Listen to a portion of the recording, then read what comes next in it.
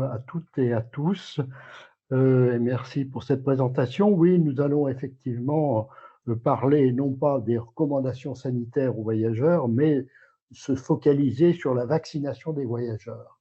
Alors, le document de référence, le document officiel de référence en matière de vaccination des voyageurs, ce sont les recommandations faites annuellement par le Haut Conseil de la santé publique et qui font l'objet d'une publication à la fois sur le site du Haut Conseil de la santé publique, mais également d'une publication sur le site du ministère de la Santé. Vous avez ici les références. Les mois qui précèdent ont été caractérisés par l'extension des compétences vaccinales à certains professionnels de santé, notamment aux infirmiers et aux pharmaciens. Alors, jusqu'à présent, la vaccination des voyageurs était administrée exclusivement par le médecin et seul le vaccin contre la fièvre jaune doit être administré dans un centre international de vaccination. Alors, depuis donc août 2023, les compétences vaccinales des professionnels de santé ont changé avec la possibilité de prescrire et administrer les vaccinations aux infirmiers et aux pharmaciens chez les personnes âgées de 11 ans et plus, à l'exception des vaccins vivants chez les immunodéprimés. Toutefois, c'est les vaccins pour lesquels que peuvent pratiquer les infirmiers, que peuvent prescrire et administrer les infirmiers sans prescription médicale concernent les vaccins inscrits au calendrier vaccinal. Or, il faut noter que beaucoup de vaccins du voyageur n'y figurent pas. Par ailleurs, ces vaccinations doivent être effectuées dans les indications mentionnées au calendrier vaccinal. Or, le calendrier vaccinal ne traite pas de la vaccination des voyageurs. Alors, en outre, il faut quand même souligner le fait que pour les voyages que l'on peut estimer exotiques, une consultation dans un centre de vaccination de voyageurs est quand même profitable pour établir un programme de vaccination, bien sûr, mais également pour recevoir les autres conseils sanitaires. Donc, au total, il semble que la place des nouveaux professionnels de santé, les pharmaciens et les infirmiers dans la vaccination des voyageurs doit être limitée, voire même absente. Alors, quels sont les éléments qui doivent être pris en compte pour établir le programme de vaccination d'un voyageur? Il faut tenir compte de l'évaluation du risque encouru, c'est-à-dire de l'épidémiologie et des conditions sanitaires du pays à visiter, et ceci on le trouve sur les sites, notamment le site de l'OMS, mais également les conditions de séjour et les facteurs individuels des voyageurs. Et puis, il faut également prendre en compte les obligations administratives de certains pays qui sont ou bien inscrites au règlement sanitaire international ou bien comportent des exigences spécifiques non inscrites au RSI. Un des éléments importants, c'est que pour voyager, eh bien, il vaut quand même mieux être à jour vis-à-vis des vaccinations qui sont recommandées en France. Ceci aussi bien pour l'adulte que pour l'enfant, et ceci concerne notamment la diphtérie, le tétanos, la polio, la coqueluche et la rougeole. Il faut noter que depuis juin 2020, les vaccins remboursables du calendrier des vaccinations qui sont administrés dans les centres de vaccination anti-amaril à l'occasion de la vaccination du voyageur par des professionnels de santé cessants, ces vaccinations sont prises en charge par l'assurance maladie pour ce qui est de la part obligatoire. Enfin, il faut souligner le fait qu'il est nécessaire de terminer son schéma vaccinal 10 à 15 jours avant le départ, sauf pour les rappels pour lesquels l'immunité est acquise plus rapidement. Alors, un des points nouveaux par rapport au document antérieur, c'est en effet le chikungunya, qui est une arbovirose due à un virus qui comporte 3 génotypes et un seul sérotype et qui est transmis par Aedes aegypti mais aussi par Aedes albopictus, qui est présent sur la plupart du territoire français. Cette maladie est endémique dans les zones tropicales et intertropicales, avec des flambées épidémiques, et il y a actuellement une vaste épidémie au Brésil et en Inde, et il y a également une épidémie à La Réunion qui est en train de se tasser, mais également à Mayotte. Et il y a eu à cette occasion de nombreux cas importés en métropole, avec au moins 8 cas autochtones, dont 2 récents en Corse.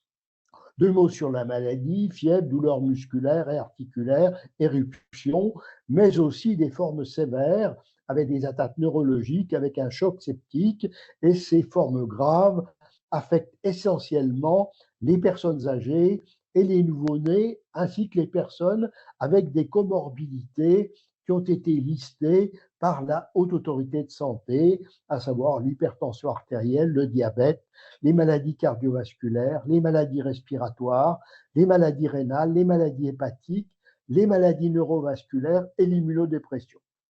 En dehors de la forme aiguë, il existe des formes prolongées de la maladie et même des formes chroniques.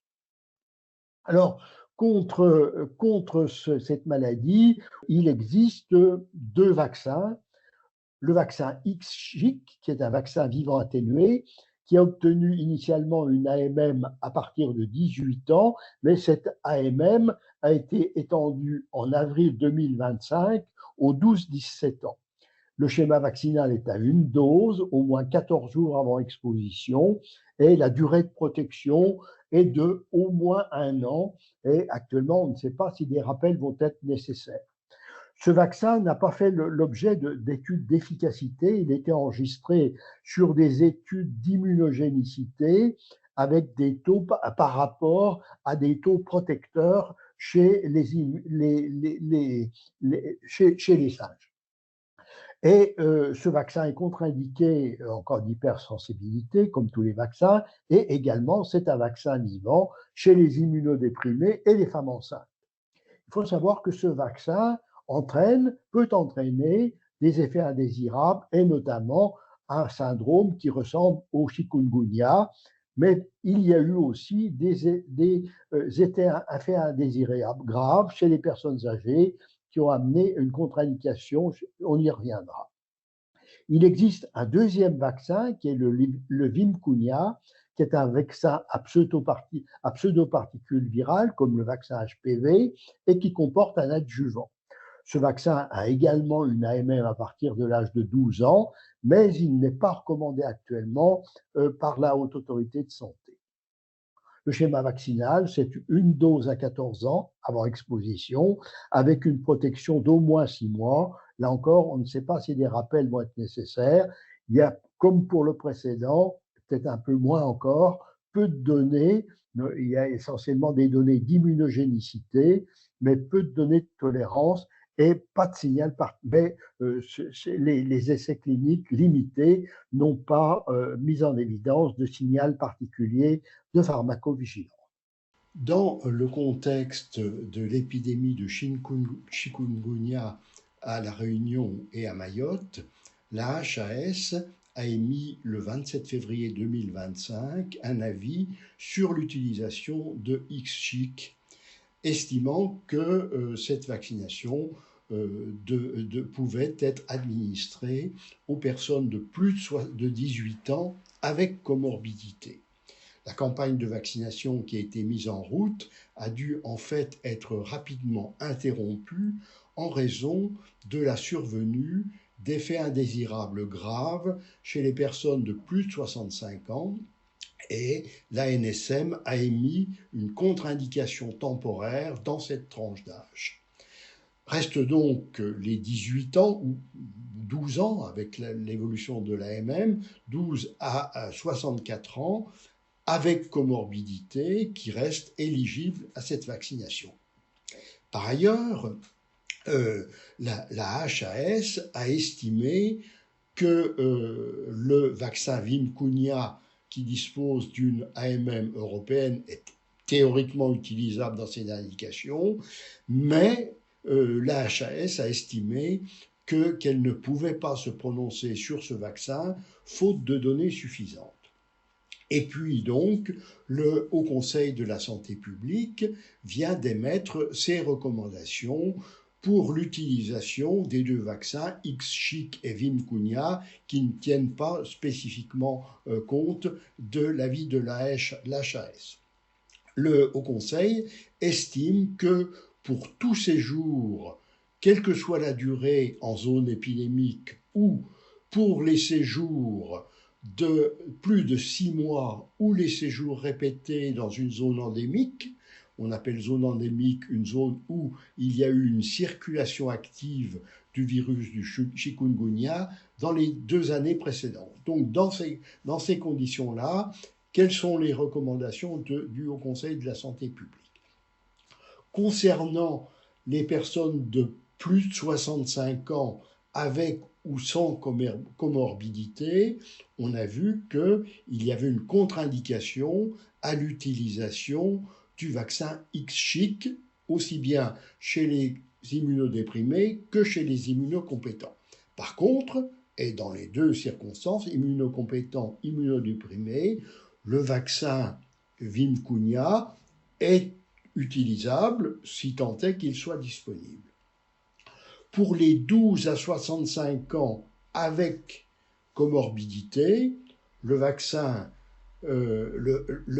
IXCHIQ peut être utilisé chez les immunocompétents, mais par contre, il reste contre-indiqué chez les immunodéprimés, alors qu'il peut être utilisé aussi bien chez les immunocompétents que chez les immunodéprimés. Le vaccin Vimkunya peut être utilisé. Pour les 12 à 65 ans sans comorbidité, le Conseil de la santé publique estime que ces personnes peuvent être vaccinées, alors qu'elles ne sont pas dans les indications de la HAS, à condition qu'ils soient immunocompétents, bien sûr, contre-indication pour les immunodéprimés, alors que le vaccin Vimkunya peut être utilisé dans les circonstances. Enfin, concernant les femmes enceintes ou allaitantes, le vaccin IXCHIQ est contre-indiqué et le vaccin Vimkunya ne peut pas être indiqué actuellement, faute de données suffisantes. Voici donc ces recommandations. Alors, concernant le choléra fait l'objet d'une pandémie. On est à la 7e pandémie de choléra qui se poursuit avec Vibrio cholerae O1 Eltor, alors que le sérogroupe O139 est marginal.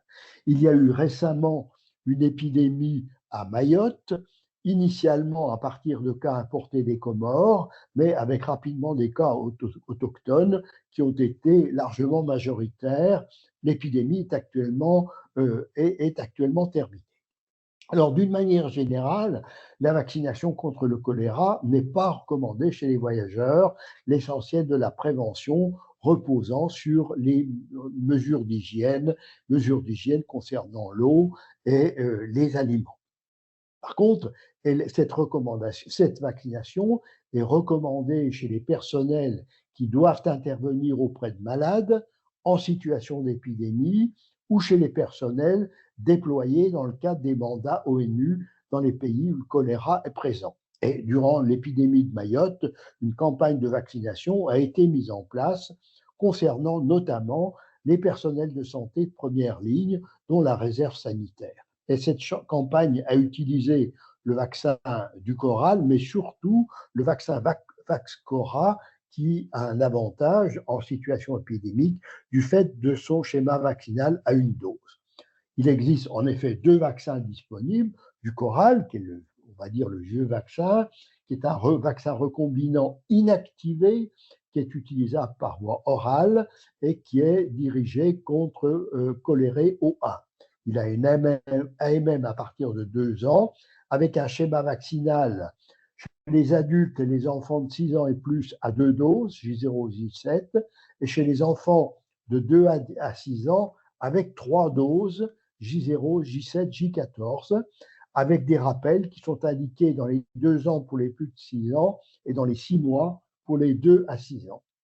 En dehors de cela, il existe un nouveau vaccin qui est le Vaxchora, qui est un vaccin vivant, recombiné, oral, également contre choléré O1 et qui a lui aussi une AMM à partir de 2 ans.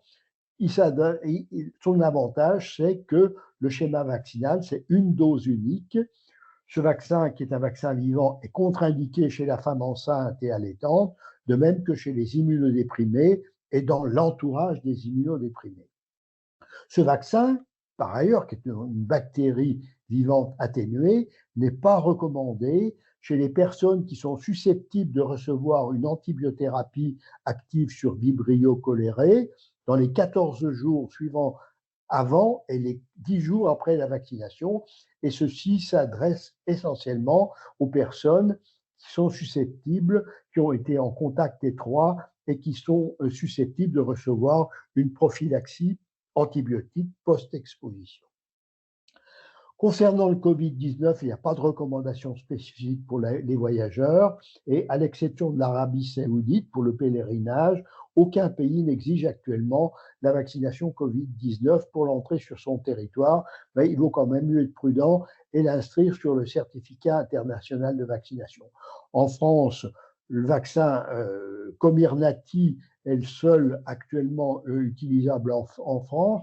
Je ne sais pas si c'est le KP2, théoriquement ça devrait être le KP2, mais apparemment c'est surtout le JN1 et, qui est encore disponible actuellement et pour lequel il existe 3 présentations, 30 microgrammes pour les plus de 12 ans, 10 microgrammes pour les 5-11 ans et 3 microgrammes pour les 6 mois 4 ans, avec une dose unique, sauf pour les 6 mois 4 ans, sans antécédent de vaccination ou de maladie pour lesquels il faut 3 doses. Théoriquement, on devrait avoir le vaccin Nuvaxovid JN1, mais en fait, ce vaccin n'est pas disponible. Alors, autre maladie pour laquelle il existe des recommandations chez les voyageurs, c'est la dengue.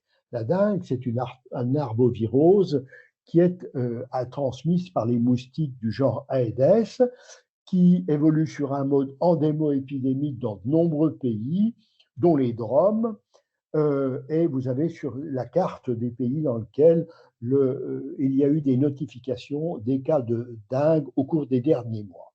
C'est la deuxième fièvre d'importation en France et avec une transmission autochtone possible du fait de la présence d'Albopictus dans la plupart des départements français.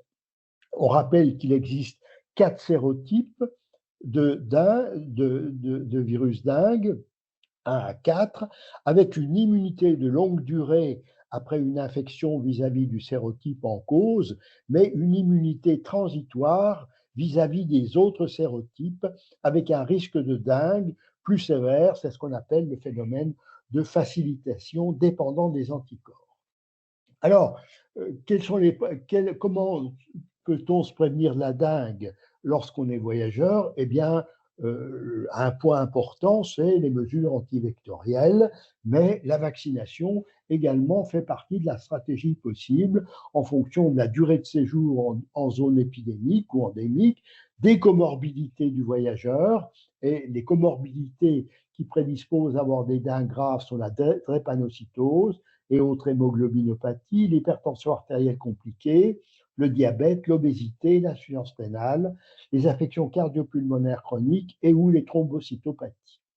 Également, on peut être amené à tenir compte des antécédents de dengue et on peut dire qu'on a des antécédents de dengue si on a eu une RT-PCR ou si on a eu des antigènes NSA positifs au cours d'un épisode évocateur, ou si on a des antécédents d'épisodes évocateurs avec ou sans confirmation biologique au cours d'une épidémie confirmée, ou éventuellement même en l'absence d'éléments anamnestiques chez une personne qui a voyagé ou dans une zone d'endémie avec une positivité de la sérologie d'NV en IgG dont il n'est pas recommandé de faire une détermination systématique. Alors, pour ce qui concerne le vaccin, Dengvaxia n'est plus commercialisé et actuellement, on peut utiliser le Qdenga, qui est un vaccin vivant atténué à partir du virus d'Angle 2, qui a une AMM à partir de 4 ans, indépendamment du statut de dingue, et qui est contre-indiquée chez les femmes enceintes et les immunodéprimés. Il n'y a pas de données au-delà de 60 ans. On sait qu'il y a une moindre réponse vis-à-vis de dengue V3 et dengue V4, et surtout chez les séronégatifs, et on ne peut pas exclure qu'il puisse y avoir, comme ce qui s'est passé avec Denvaxia, des dengues sévères à dengue V3 ou dengue V4. Voilà. Le schéma vaccinal, c'est 2 doses par voie sous-cutanée, espacées de au moins 3 mois, et en cas de départ imminent, au moins une dose 2 semaines avant le départ et une deuxième dose au moins 3 mois plus tard. Il n'y a pas de données sur les rappels et une co-administration est possible avec les vaccins hépatite A, HPV, fièvre jaune. Pour la fièvre jaune, par contre, il faut, si possible, respecter un délai de 1 mois. Alors, quelles sont les recommandations vaccinales du Haut Conseil de la santé publique? Vous avez ici ce logigramme. Pour tout séjour de plus de 4 semaines ou des séjours répétés dans une zone où le taux d'incidence est supérieur à 100 pour 100 000, ou un séjour, quelle qu'en soit la durée, dans une zone où il y a une épidémie de dengue, eh bien, si on a des comorbidités, il faut si possible éviter différer le séjour, mais si on doit le maintenir, pour les personnes âgées de 6 à 60 ans, la recommandation est de vacciner indépendamment des antécédents de dengue. Pour les personnes de plus de 60 ans, la vaccination peut être envisagée dans le cadre d'une décision partagée indépendamment des antécédents de dengue. Pour les personnes sans comorbidité, âgées de 6 ans et plus, la vaccination peut être envisagée dans le cadre d'une décision partagée uniquement s'il y a des antécédents de dengue. Par contre, pour les séjours courts, y compris dans des zones où il y a eu un taux d'incidence élevé, ou pour un séjour dans une zone où le taux d'incidence est bas, est inférieur à 100 pour 100 000, eh bien, il n'est pas recommandé de vacciner. Concernant l'encéphalite japonaise, vous avez ici la carte des zones où circule cette maladie. La vaccination est recommandée dès l'âge de 2 mois pour les personnes qui voyagent, quelle que soit la durée, dans un pays où circulent les maladies, la maladie en particulier dans les zones où il y a de l'irrigation, dans les rizières ou à proximité des élevages de porcs. Également recommandé pour les expatriés dans une zone de transmission. Le vaccin existant, c'est le vaccin Ixiaro, qui est un vaccin inactivé, qui a un schéma de vaccination à 2 doses pour les 2 mois 17 ans, même deux demi-doses entre 2 mois et 3 ans, avec des rappels à 12 et 24 mois, 12 à 24 mois, et 12 mois s'il y a une exposition continue. Pour les adultes de 18 à 65 ans, également 2 doses, rappel 12 à 24 mois et 12 mois si exposition continue, et rappel 10 ans plus tard si nouvelle exposition. Et pour les plus de 65 ans, 2 doses avec un rappel sans attendre les 12 mois si nouvelle exposition. Il existe un schéma accéléré pour les 18-65 ans avec 2 doses à J0J7. Alors, il y a un problème pour l'interchangeabilité. Il n'y a pas d'interchangeabilité officielle avec les vaccins de l'encéphalite japonaise, mais le Haut Conseil de la santé publique a recommandé hors AMM que les personnes qui ont été vaccinées antérieurement avec GVAX puissent recevoir un rappel avec le vaccin Ixiaro. Ce vaccin peut être co-administré avec d'autres vaccins. Autre maladie pour laquelle il existe plus proche de nous des recommandations, c'est l'encéphalite à tique, qui est une maladie transmise par les tiques, mais aussi par la consommation de lait cru. La vaccination contre cette maladie est recommandée pour les voyages en zone endémique, et vous avez sur cette carte les zones où l'encéphalite à tique est endémique, dans les zones les plus foncées. Et ce vaccin, donc, est recommandé pour le voyage dans ces zones endémiques, surtout en zone rurale ou boisée, et jusqu'à 1500 mètres d'altitude, et ceci durant la saison du printemps, des saisons de printemps à l'automne. Alors, il existe 3 vaccins qui sont des vaccins inactivés: Ticovac enfant, Ticovac adulte à partir de 16 ans et Encepur à partir de 12 ans. Avec un schéma vaccinal à 3 doses, aussi bien pour les adultes que pour les enfants et pour Encepur, avec des schémas un peu différents suivant les vaccins. Il existe également un schéma accéléré à 3 doses, J0, J14, M5, M12, puis rappel tous les 3 ans pour Ticovac, et pour Encepur, également 3 doses, J0, J7, 21, avec un rappel 12 à 18 mois par rapport à la 3e dose, puis tous les 5 ans. En signalant qu'un schéma vaccinal initié avec l'un des vaccins peut être poursuivi avec l'autre, sauf pour les schémas accélérés. Ces vaccins peuvent être co-administrés avec les autres vaccins. Pour la fièvre jaune, rien de bien neuf, sauf que les pays impliqués varient dans le temps. Cette vaccination est indispensable, qu'elle soit ou non obligatoire, pour un séjour en zone endémique, dans les régions intertropicales d'Afrique et d'Amérique du Sud ou épidémiques, et ceci même en l'absence d'obligations administratives. Les exigences réglementaires des pays sont classées en 5 types. Il y a des pays pour lesquels la vaccination est obligatoire pour tous les voyageurs, quelle que soit leur provenance. Il y a des pays pour lesquels la vaccination est obligatoire pour les voyageurs en provenance d'un pays à risque de transmission de la fièvre jaune. Il y a des pays pour lesquels la vaccination est obligatoire pour les voyageurs en provenance d'un pays à risque de transmission, y compris pour les voyageurs ayant transité plus de 12 heures dans un aéroport de ce pays. Il y a des pays pour lesquels la vaccination est obligatoire pour les voyageurs en provenance d'un pays à risque de transmission par la fièvre jaune, y compris les voyageurs qui ont transité dans un aéroport, quelle que soit la durée. Enfin, il y a des pays où la vaccination est simplement recommandée aux voyageurs en raison d'un risque de transmission de la fièvre jaune. Ces exigences peuvent évoluer et les renseignements doivent être recherchés sur le site de l'OMS.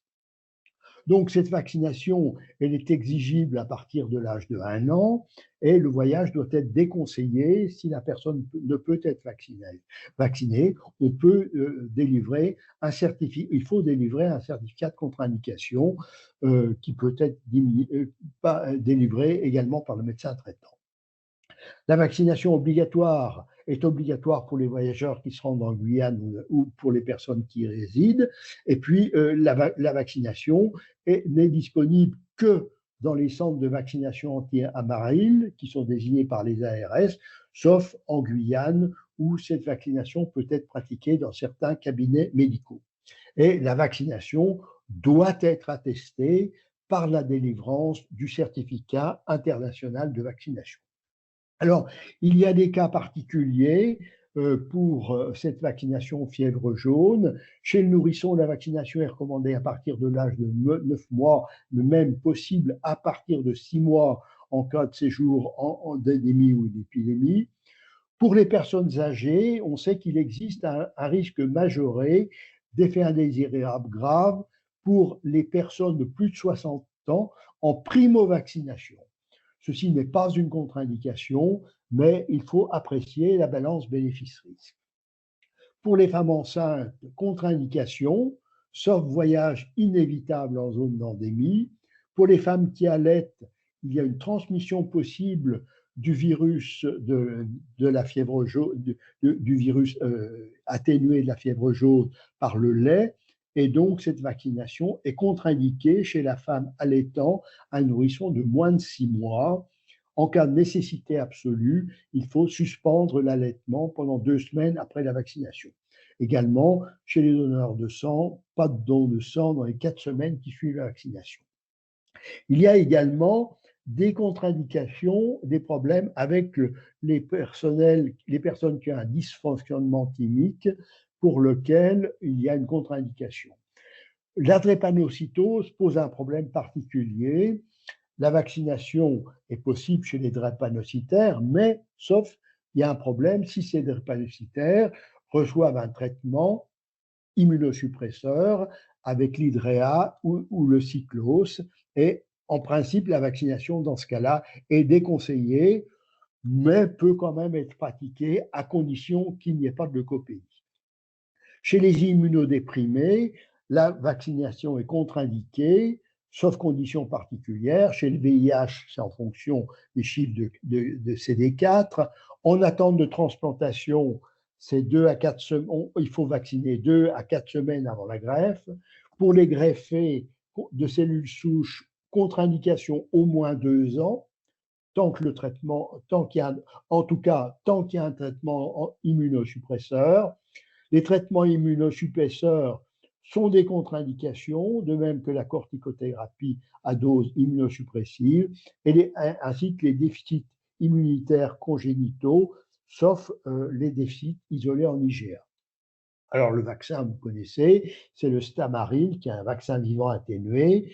Donc, schéma vaccinal à une dose avant le départ. Et actuellement, le règlement sanitaire international stipule qu'une dose suffit à vie. Mais quand même, une seconde dose a été recommandée en France pour les enfants vaccinés avant l'âge de 2 ans. Et il faut leur faire une deuxième dose à partir de l'âge de 6 ans.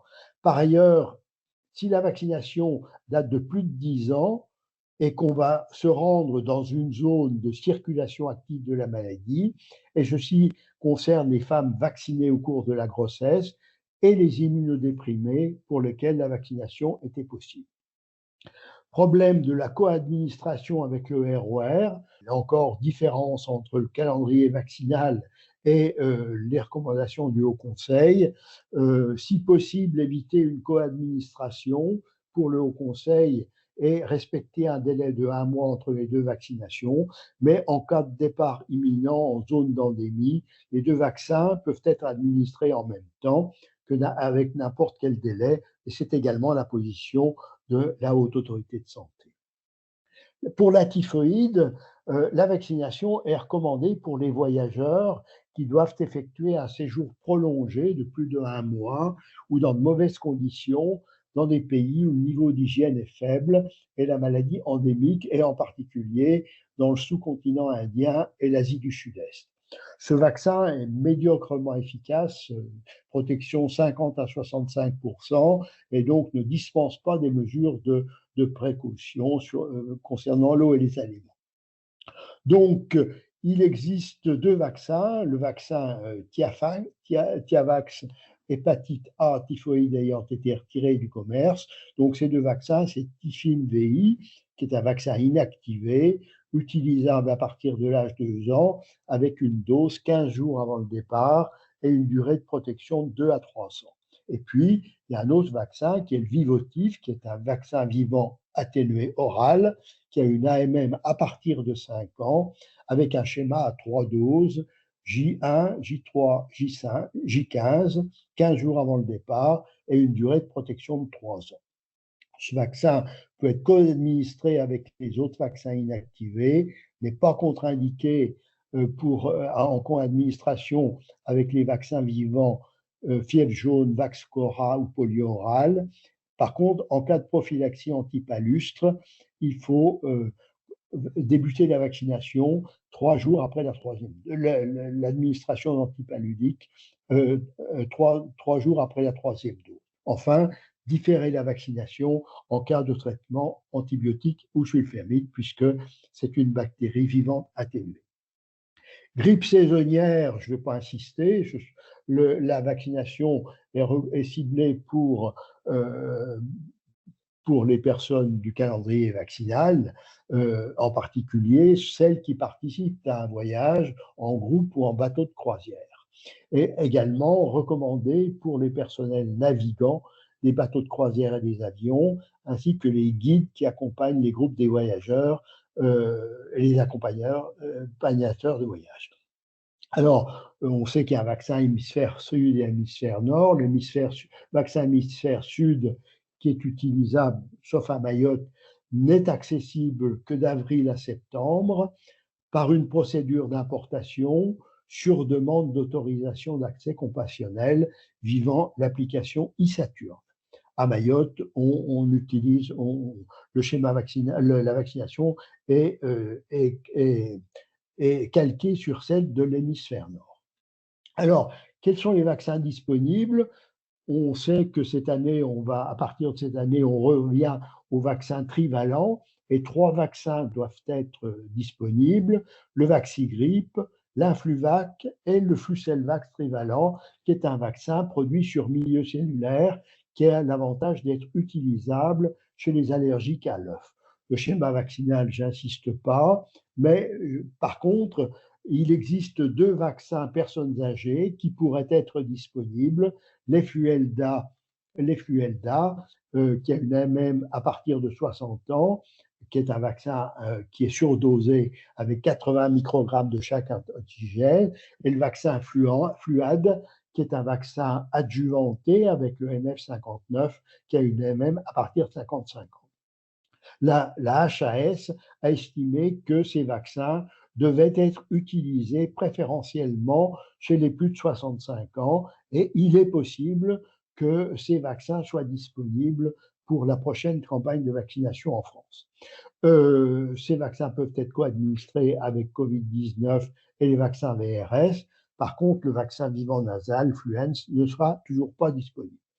L'hépatite A, la vaccination est recommandée à partir de l'âge de 1 an pour les voyageurs qui doivent séjourner dans un pays où le niveau d'hygiène est faible, quelles que soient les conditions de séjour.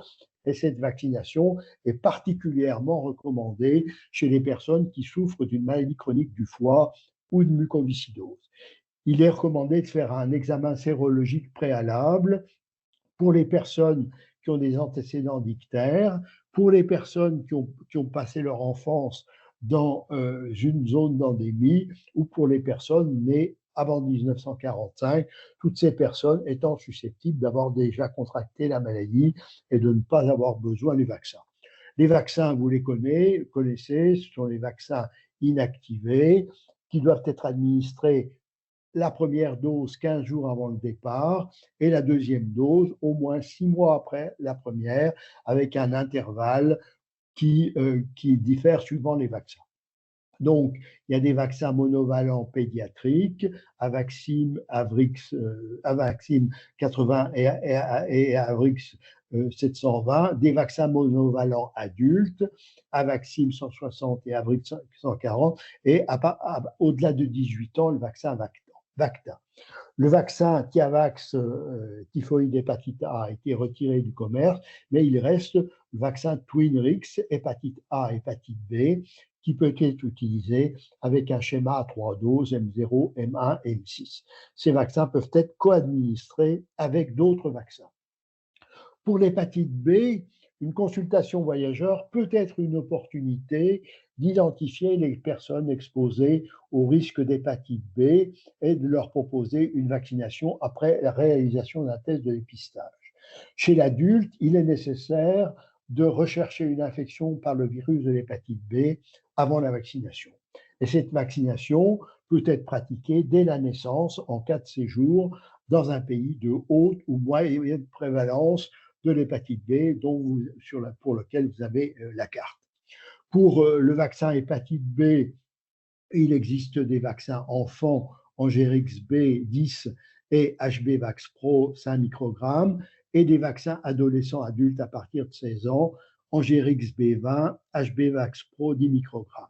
Et puis le vaccin combiné hépatite B, hépatite A pour l'adulte. Cette vaccination est recommandée pour des séjours fréquents ou prolongés dans les pays à forte ou moyenne prévalence du portage chronique du virus de l'hépatite B.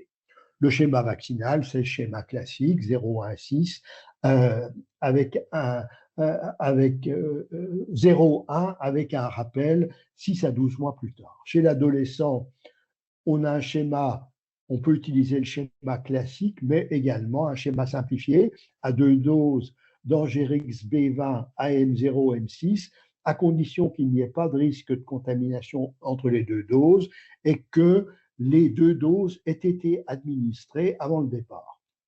Il existe également un schéma accéléré en cas de départ imminent et dans un pays à risque élevé.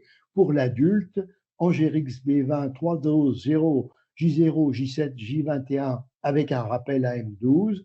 Et pour l'enfant jusqu'à 15 ans, Angérix B10, 3 doses 0, 1, 2 mois avec un rappel 12 mois plus tard. Ces vaccins peuvent être co-administrés avec tous les autres vaccins. Autre problème, autre nouveauté, ça concerne les infections invasives à méningocoque pour lesquelles l'épidémiologie récente en France a amené les autorités de santé à reconsidérer la stratégie vaccinale avec le remplacement pour le vaccin ACYW, le remplacement de ce vaccin contre la substitution de cette vaccination à la vaccination contre le méningocé chez le nourrisson, obligatoire avant l'âge de 2 ans, avec un rattrapage jusqu'à 5 ans. Et puis, cette vaccination est recommandée également chez les adolescents de 11 à 14 ans, avec un rattrapage possible chez les personnes de 15 à 24 ans révolus. Pour le vaccin MenB, obligatoire chez les nourrissons avant 2 ans, avec un rattrapage jusqu'à 5 ans, est possible et remboursé chez les personnes de 15 à 24 ans révolus qui souhaitent être vaccinées. Alors ça, c'est pour la France. Pour ce qui concerne le monde et les voyageurs, il faut savoir que la vaccination méningocoque a transformé l'épidémiologie des infections invasives à méningocoque en Afrique, avec la disparition du méningo A, remplacé par le X, le C, et peut-être également W et Y. Alors, pour ce qui concerne les recommandations vaccinales, la vaccination est indiquée pour les personnes qui se rendent dans une zone d'endémie d'infection à ACYW, notamment la ceinture de la méningite, et au moment de la saison sèche et en contact étroit avec la population locale ou dans toute autre zone où sévit une épidémie. Et puis également, cette vaccination est recommandée pour les personnels de santé ou les personnels qui font de la médecine humanitaire auprès de réfugiés dans une zone d'endémie ACYW, quelle que soit la saison. Et il y a certains pays qui ont des recommandations vaccinales qui diffèrent des recommandations françaises et il faut les prendre en compte, notamment chez les personnes qui vont s'expatrier dans ces pays ou pour les jeunes enfants. Enfin, comme vous le savez, pour le pèlerinage de la Mecque, la vaccination ACYW est obligatoire pour obtenir un visa en Arabie Saoudite, avec une validité de 5 ans pour les vaccins tétravalents conjugués ou 3 ans pour les vaccins non conjugués. Et cette vaccination doit être inscrite au certificat de vaccination internationale. Alors, les schémas vaccinaux, je ne vais pas insister. Pour le Nimenrix, on peut l'utiliser dès l'âge de 6 semaines et avec un schéma uniquement à une dose, avec un rappel à partir de 6 mois. Menquatchi, c'est à partir de 12 mois à dose unique et Menveo, c'est à partir de 2 ans avec une dose unique et un rappel qui peut être envisagé 5 ans après la primo-vaccination en cas de risque avéré, et un rappel systématique tous les 5 ans pour les personnes à risque. Et tous ces vaccins sont interchangeables. Pour le vaccin MenB, le schéma vaccinal, il dépend de l'âge, je ne vais pas le détailler, vous le trouverez. Ce vaccin, donc, il a toujours un schéma à 2 doses, quel que soit l'âge, avec des rappels qui diffèrent suivant l'âge et pas de rappel chez l'adulte. Mais par contre, un rappel peut être envisagé chez les personnes qui ont un facteur de risque continu d'exposition et un rappel tous les 5 ans est recommandé pour les personnes à risque. Il existe un deuxième vaccin qui est Trumamba, qui est utilisable à partir de l'âge de 12 ans avec 2 doses à 6 mois d'intervalle, avec un schéma en cas d'épidémie, avec 2 doses rapprochées, à 1 mois d'intervalle, mais une troisième dose à 4 mois. Et puis là encore, un rappel envisageable chez les personnes qui ont une exposition continue et un rappel tous les 5 ans pour les personnes avec facteur de risque. La leptospirose, j'irai très vite parce que la leptospirose, c'est une maladie qui est surtout fréquente en zone tropicale et qui est liée à la pratique d'activités en eau douce, la baignade, le canoë-kayak, la pêche, la chasse, le canyoning, la pisciculture, et qui expose à l'urine de rat. Et il y a une baisse de l'incidence de cette maladie dans les territoires ultramarins, mais quand même, elle reste très fréquente puisque c'est 20 fois plus fréquent en Guyane et 50 fois plus fréquent en Nouvelle-Calédonie comparé à l'incidence en métropole.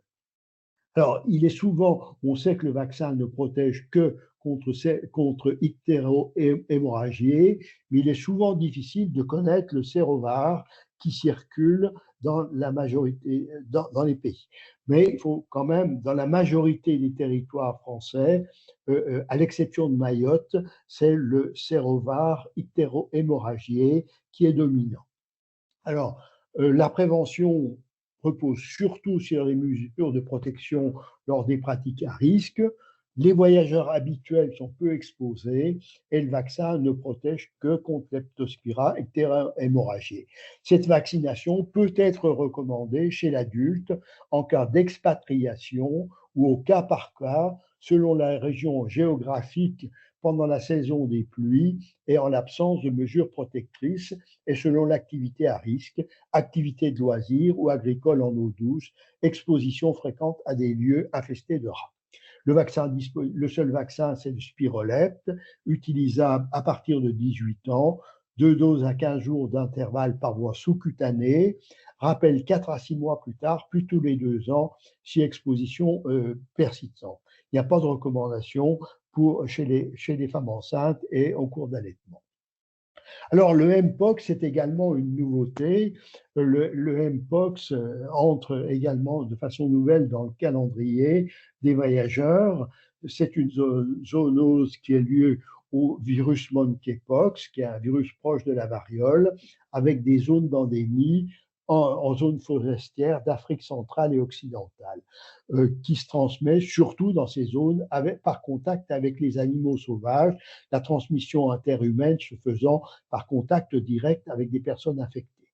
Mais il y a 2 types génomiques, le clade 1 qui circule dans le bassin du Congo et le clade 2 dans l'Afrique de l'Ouest, dont le lignage 2B qui a été responsable d'une épidémie en 2022-23 en Europe et dans le monde avec plus de 100 000 cas, 200 décès. Épidémie qui a surtout affecté les hommes ayant des rapports sexuels avec les hommes.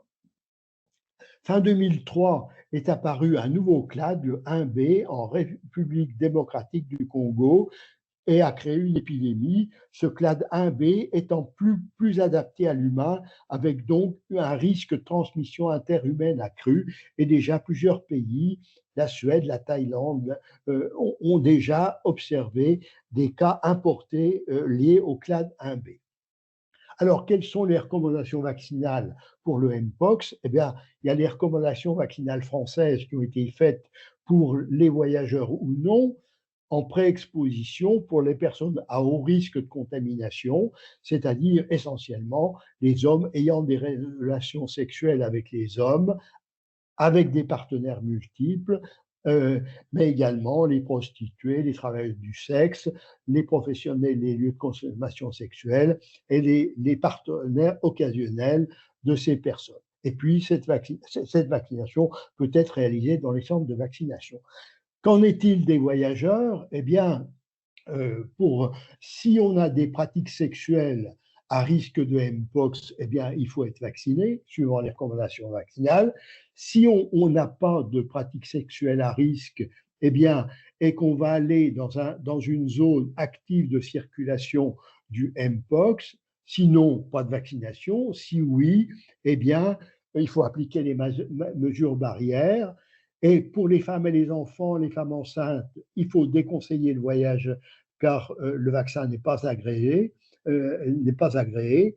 Pour les immunodéprimés, déconseiller le voyage, mais si le voyage doit être maintenu, on peut quand même vacciner en rappelant que ce vaccin, le virus est non réplicatif, donc avec un risque limité chez les immunodéprimés, Dans les autres situations, les soignants et les humanitaires qui vont dans ces zones où circule le virus, la maladie, doivent être vaccinés.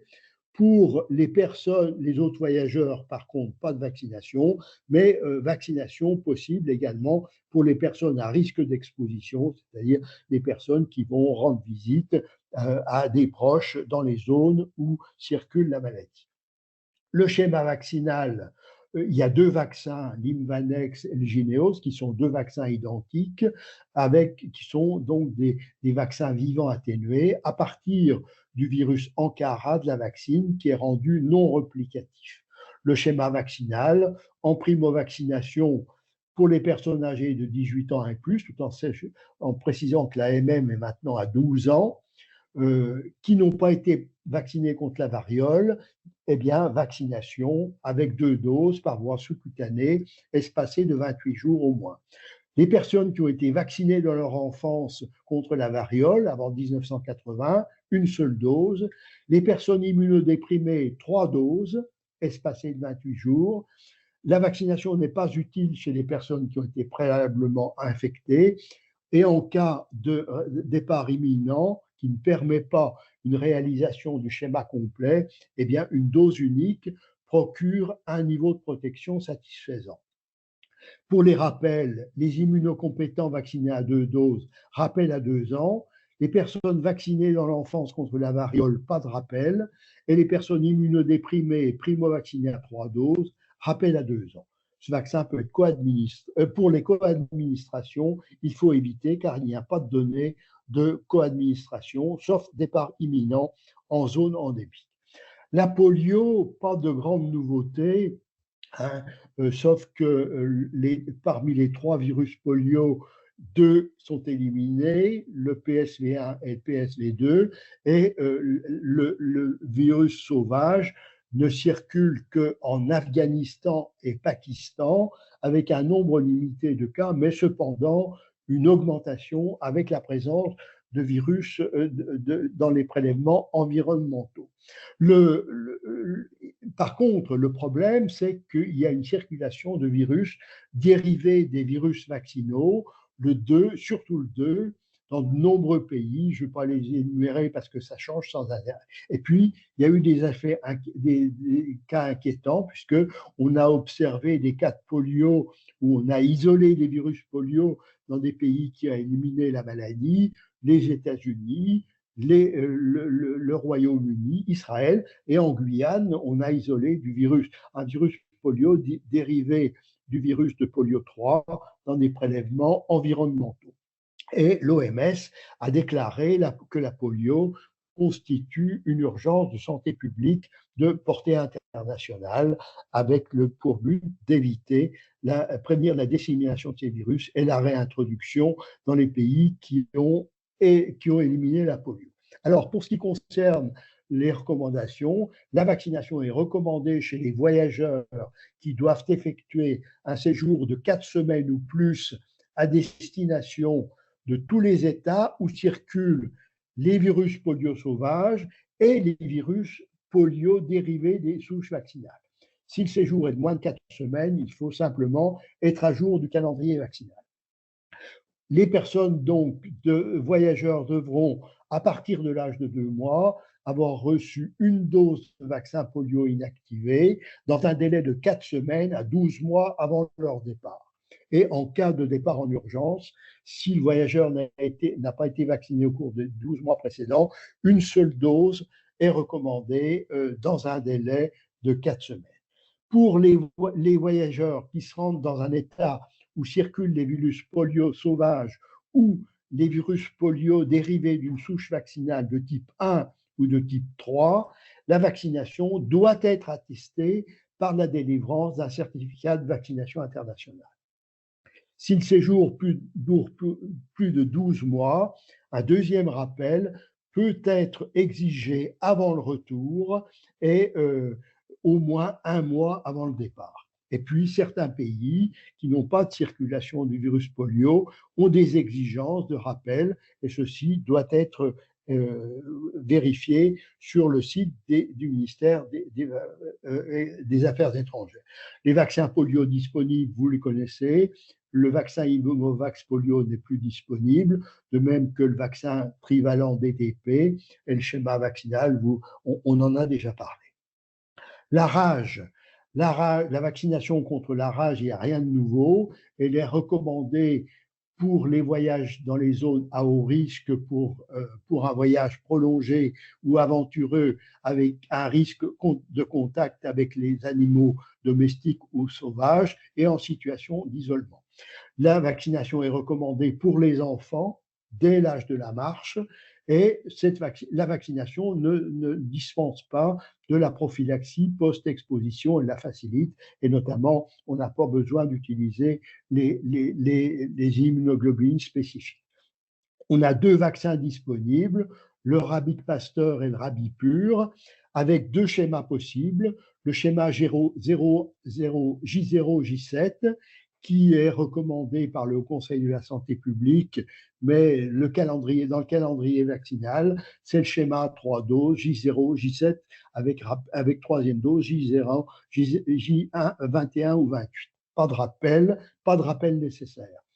Et puis, l'OMS a recommandé un schéma simplifié à 2 doses par voie intradermique à 0,1 ml, mais ceci est hors AMM pour Rabipur.